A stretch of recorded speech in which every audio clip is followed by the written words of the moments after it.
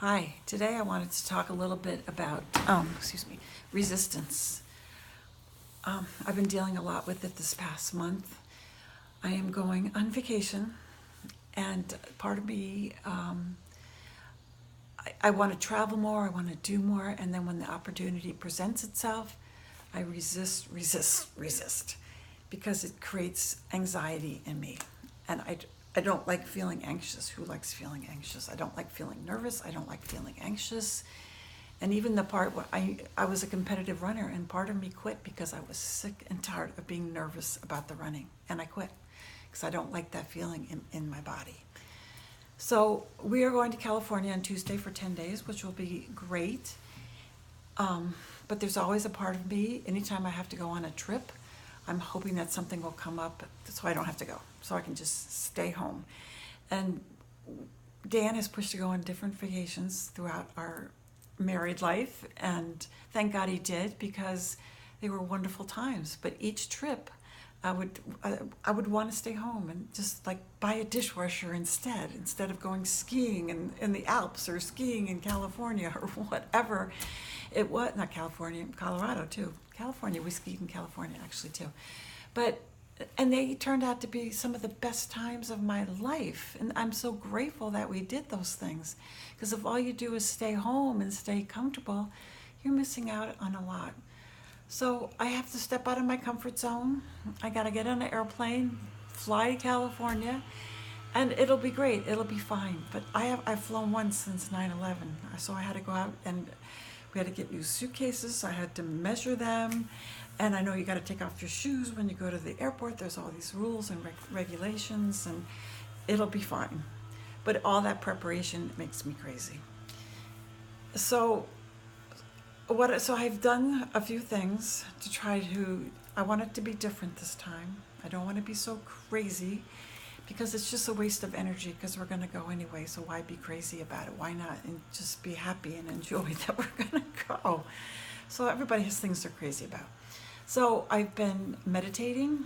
I've been focusing on just sitting quietly for 20 minutes a day, which has been super helpful. You know, everyone tells you to meditate, and why do you resist that? It's just such a wonderful time.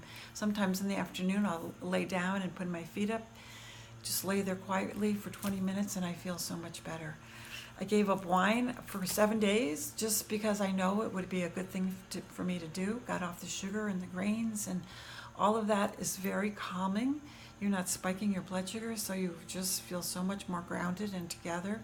You know, think of how you feel when you eat a brownie or a chocolate chip cookie. You start to get all revved up, and it's great fun while you're doing it, but afterwards you're sorry that you did it.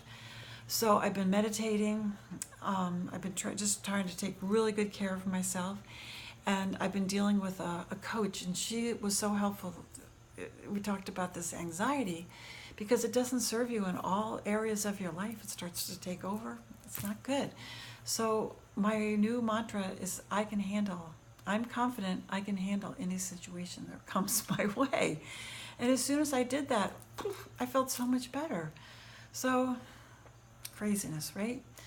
And the other thing is, like, around my just dealing with other people's resistance with my health and fitness and my 90-day program. That's been really interesting. It's why don't people put themselves as the number one priority in feeling better in their health? There's nothing more important than your health. So if you don't have your health, what do you have? But people are resistant. People are resistant to change. They're afraid of what's going to happen. I don't know. I don't really understand exactly what it is. You know, if somebody has a wedding, they're very motivated to lose weight. They do exactly what I say. 6 weeks in, boom, done. They've lost weight and they're fabulous. And then as soon as the wedding's over, they're back to their old habits. And it's just hard for me to understand, because it's just so important to feel your best all the time. And you want to look your best and take care of yourself. But everybody has their stuff. It's an interesting world.